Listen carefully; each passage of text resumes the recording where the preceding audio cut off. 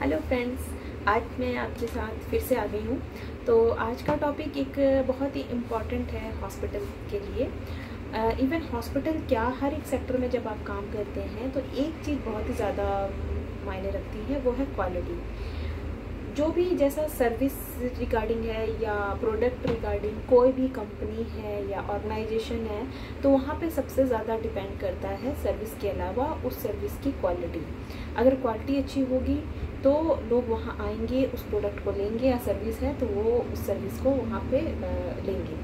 Okay, तो इस तरह से हॉस्पिटल सेक्टर में भी क्वालिटी डिपार्टमेंट बहुत ही मायने रखता है। तो क्वालिटी डिपार्टमेंट का मेन फंक्शन क्या क्या होता है वो आज हम देख लेते हैं। क्वालिटी एक कॉर्पोरेट ऑर्गेनाइजेशन के लिए बहुत ही इम्पॉर्टेंट है। इसमें एक तरह से क्वालिटी को सही तरीके से केयर जो होती है वो बहुत ही अच्छी होनी चाहिए। ओके, सो हाईएस्ट केयर हमको प्रोवाइड करना चाहिए। क्वालिटी मैनेजर, क्वालिटी एग्जीक्यूटिव का काम होता है। ओके, उनका और क्या काम होता है, पॉलिसीज़ जो होती हैं, प्रोसीजर्स जो होते हैं, उनको टाइम टू टाइम अपडेट करके रखे एक क्वालिटी मैनेजर। ये उसकी क्वालिटी डिपार्टमेंट का काम होता है। पेशेंट का भी जो केयर होता है वो क्वालिटी पे ही डिपेंड करता है, तो उनका सही से फिर सब कोऑर्डिनेट कर देना, फंक्शन वगैरह सही से हर एक डिपार्टमेंट का सही तरीके से चल रहा है कि नहीं वो देखना भी एक क्वालिटी डिपार्टमेंट के ही अंडर आता है।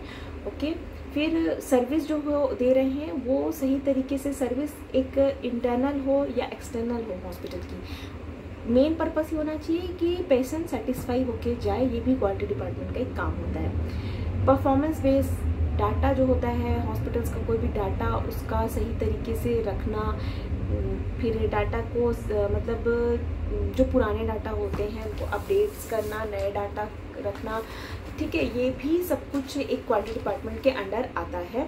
तो क्वालिटी में क्वालिटी मैनेजर जो होता है उसको एक जैसे हॉस्पिटल NABH है या फिर JCI है, तो उसकी एक अच्छी नॉलेज होनी चाहिए क्वालिटी डिपार्टमेंट के। हर एक मतलब एग्जीक्यूटिव है या मैनेजर है जो भी है, उनको एक डीप नॉलेज होनी चाहिए इस चीज़ की, ताकि वो वहाँ पे अच्छे तरीके से काम सब कर सके और जो एक वहाँ का स्टैंडर्ड है उसको मेंटेन कर सके। तो मेन चीज़ है, इनकी रिस्पॉन्सिबिलिटी भी यही होती है कि हॉस्पिटल का जो क्वालिटी का एक स्टैंडर्ड है वो मेंटेन रहे, ये देखना।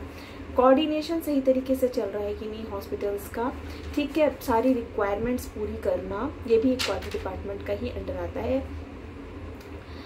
और जो जैसे डॉक्यूमेंटेशन भी जो होते हैं ना, MRD में होते हैं, मेडिकल रिकॉर्ड डिपार्टमेंट में, वो डॉक्यूमेंटेशन भी वेरिफिकेशन हर एक साल क्वालिटी डिपार्टमेंट को करना पड़ता है, क्योंकि NABH, JCI इस तरह की जो भी एक्रेडिटेशन है वो जब विजिट करते हैं तो ये सभी चीज़ें चेक करते हैं कि सही तरीके से हॉस्पिटल का अप टू डेट फाइल्स है कि नहीं।